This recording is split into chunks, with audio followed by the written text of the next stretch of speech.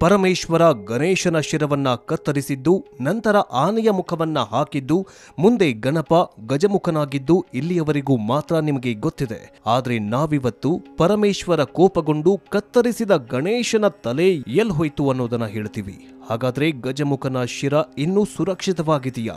ಈಗ ಗಣೇಶನ ಆ ಶಿರ ಹೇಗಿದೆ? ಇಂದಿಗೂ ಬೆಳೆಯುತ್ತಲೇ ಇದೆಯಾ ಆ ಗಣೇಶನ ತಲೆ? ಏನಿದು ಗಣೇಶನ ನಿಜಮುಖ ರಹಸ್ಯ ಅನ್ನೋದನ್ನ ಈ ವಿಡಿಯೋದಲ್ಲಿ ನೋಡ್ತಾ ಹೋಗೋಣ. ಭಕ್ತರಿಗೆ ಸಂಕಷ್ಟ ಬಂದಾಗ ವಿಘ್ನೇಶ್ವರ ನಿರ್ವಿಘ್ನನಾಗಿ ಸಾಗಿಸ್ತಾನೆ. ಆದ್ರೆ ಅಂಥ ವಿಘ್ನ ವಿನಾಶಕನಿಗೆ ಎದುರಾಗಿತ್ತು ಒಂದು ಘನಘೋರ, ಅದರಲ್ಲೂ ಕಠೋರ ವಿಘ್ನ. ಹೌದು, ನೀವು ಕೇಳಿಸಿಕೊಂಡಿದ್ದು ಸತ್ಯ. ಎಲ್ಲರ ಸಂಕಷ್ಟ ನಿವಾರಿಸ್ತಿರೋ ಗಣೇಶನನ್ನ ಬಿಟ್ಟಿರಲಿಲ್ಲ ವಿಧಿ. ಅದಕ್ಕೂ ಅಚ್ಚರಿ ಏನಂದ್ರೆ, ಮುಕ್ಕೋಟಿ ದೇವತೆಗಳಲ್ಲಿ ಅಗ್ರಸ್ಥಾನ ಹಾಗೂ ಅಪಾರ ಶಕ್ತಿಯನ್ನ ಹೊಂದಿರೋ ಆ ಸಂಕಷ್ಟ ಎದುರಿಸೋದಕ್ಕೆ ಸಾಧ್ಯವಾಗಿರಲಿಲ್ಲ. ಅಷ್ಟಕ್ಕೂ ಆ ಸಂಕಷ್ಟ ಯಾವುದು ಗೊತ್ತಾ? ಆ ವಿಘ್ನವನ್ನ ತಂದೊಡ್ಡಿದ್ದಾದ್ರೂ ಯಾರು ಗೊತ್ತಾ? ಬೇರ್ಯಾರೂ ಅಲ್ಲ, ಗಣೇಶನ ತಂದೆ ಸಾಕ್ಷಾತ್ ಪರಮೇಶ್ವರ. ಹೌದು, ತಂದೆಯಿಂದಲೇ ಗಣೇಶನಿಗೆ ಎದುರಾಯಿತು ಘೋರ ಕಂಟಕ. ಪುರಾಣಗಳ ಪ್ರಕಾರ ಪಾರ್ವತಿಯು ಸ್ನಾನ ಮಾಡುವಾಗ ತನ್ನ ಮೈಗೆ ಹಚ್ಚಿಕೊಂಡಿದ್ದ ಅರಿಶಿಣದಿಂದಲೇ ಗಣೇಶನ ಜನನವಾಗತ್ತೆ. ನಂತರ ತಾಯಿ ಸ್ನಾನದ ವೇಳೆ ಮಹಾದೇವನು ಕೈಲಾಸ ಪ್ರವೇಶಿಸ್ತಾನೆ. ಪರಮೇಶ್ವರನು ಕೈಲಾಸ ಪ್ರವೇಶಿಸುವುದನ್ನ ಕಂಡ ಬಾಲಗಣೇಶ ಒಳಗೆ ಪ್ರವೇಶ ಮಾಡಲು ಬಿಡುವುದಿಲ್ಲ. ಬಾಲಗಣಪ ಯಾವುದೇ ರೀತಿಯಲ್ಲೂ ಮಣಿಯದಿದ್ದಾಗ ಕೋಪಗೊಂಡ ಮಹಾದೇವ ಗಣೇಶನ ಶಿರಚ್ಛೇದನ ಮಾಡಿಬಿಡ್ತಾನೆ. ಅಷ್ಟರಲ್ಲಾಗಲೇ ಸ್ನಾನ ಮಾಡಿಕೊಂಡು ಬಂದ ಜನನಿ ಪಾರ್ವತಿ ಕಂದನ ಈ ಸ್ಥಿತಿ ಕಂಡು ಗೋಗರಿಯುತ್ತಾಳೆ. ಕೋಪಗೊಂಡು ಉಗ್ರ ರೂಪ ತಾಳ್ತಾಳೆ. ನಂತರ ವಿಷಯ ತಿಳಿದ ಮಹಾದೇವ ಉತ್ತರಕ್ಕೆ ಮಲಗಿರುವವರ ತಲೆಯನ್ನ ಕಡಿದು ತರುವುದಕ್ಕೆ ಹೇಳ್ತಾನೆ. ಯಾರ ತಲೆಯೂ ಸಿಗದ ಕಾರಣ ಒಂದು ಆನೆಯ ತಲೆಯನ್ನ ತಂದು ಬಾಲಗಣೇಶನಿಗೆ ಹಾಕ್ತಾರೆ. ಅಂದಿನಿಂದ ಬಾಲಗಣಪ ವಕ್ರತುಂಡನಾಗ್ತಾನೆ. ಇದೆಲ್ಲ ನಿಮಗೆ ಗೊತ್ತಿರೋ ವಿಷಯನೇ. ಅಸಲಿಗೆ ಕತೆ ಶುರುವಾಗೋದೇ ಇಲ್ಲಿಂದ. ಗಣೇಶನಿಗೆ ಆನೆ ತಲೆಯನ್ನೇನೋ ಅಳವಡಿಸಲಾಯಿತು. ಆದ್ರೆ ಶಿವ ಛೇದಿಸಿದ ಗಣೇಶನ ಶಿರ ಎಲ್ಲಿ ಹೋಯಿತು ಗೊತ್ತಾ? ಈಗ ಆ ಶಿರ ಒಂದು ಗುಹೆಯಲ್ಲಿದೆ. ಗುಹೆ ಅಂದ್ರೆ ಅದು ಸಾಮಾನ್ಯ ಗುಹೆಯಲ್ಲ. ನೋಡಿ ಈ ಗುಹೆಯನ್ನ, ನಿಮಗೆ ಗೊತ್ತಾಗತ್ತೆ. ಇದೇ ಗುಹೆಯಲ್ಲಿ ಗಣೇಶನ ಶಿರ ಅಡಗಿದೆ. ಶಿವ ಕೋಪಗೊಂಡು ಗಣೇಶನ ಶಿರಚ್ಛೇದಿಸುವಾಗ ಗಣೇಶನ ತಲೆ ಈ ಗುಹೆಯೊಳಗೆ ಬಿದ್ದಿತ್ತು. ಅಚ್ಚರಿಯಂದ್ರೆ ಇಂದಿಗೂ ಈ ಶಿರಕ್ಕೆ ಪೂಜೆ ಸಲ್ಲಿಸಲಾಗತ್ತೆ. ಅದಕ್ಕೆ ಇದನ್ನ ಆದಿ ಗಣೇಶ ಅಂತ ಕರೆಯಲಾಗತ್ತೆ. ಇನ್ನು ಈ ಗುಹೆ ಸಾಮಾನ್ಯ ಗುಹೆಯಲ್ಲ, ಅಚ್ಚರಿಗಳ ಸರಮಾಲೆಯನ್ನ ಬಿಚ್ಚಿಟ್ಟುಕೊಂಡಿದೆ.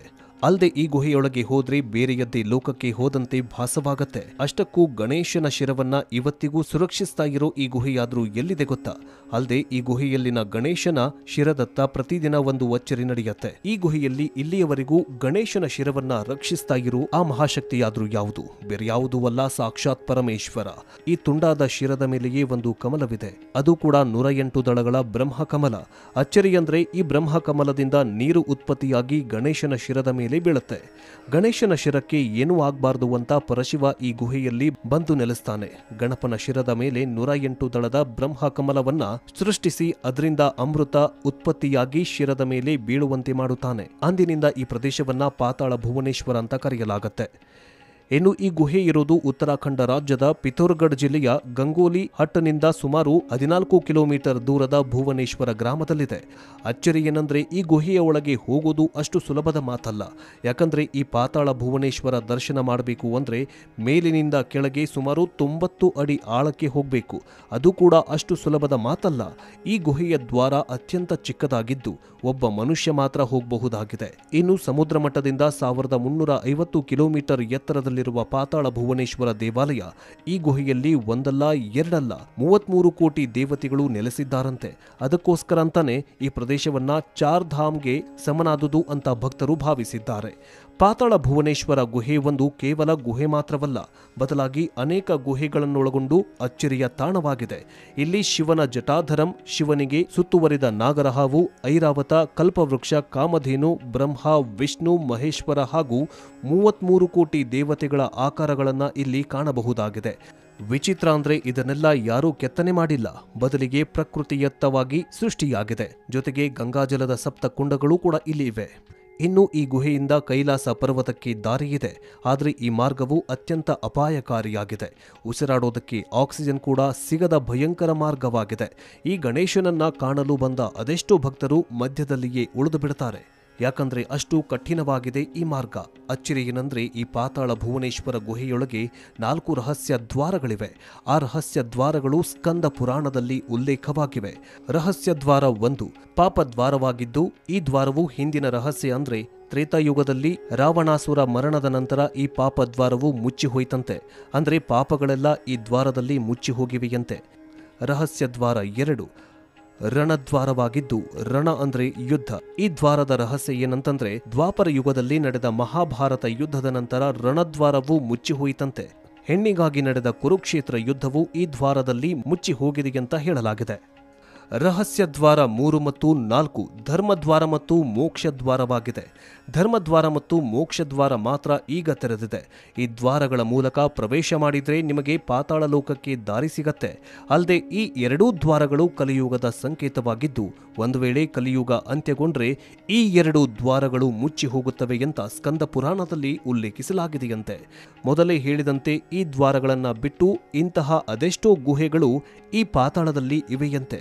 ಜೊತೆಗೆ ಕೈಲಾಸ ಪರ್ವತಕ್ಕೆ ಹೋಗುವ ರಹಸ್ಯವಾದ ಮಾರ್ಗವೊಂದು ಈ ಪಾತಾಳ ಭುವನೇಶ್ವರ ದೇವಾಲಯದ ಗುಹೆಯಲ್ಲಿ ಇದೆಯಂತೆ.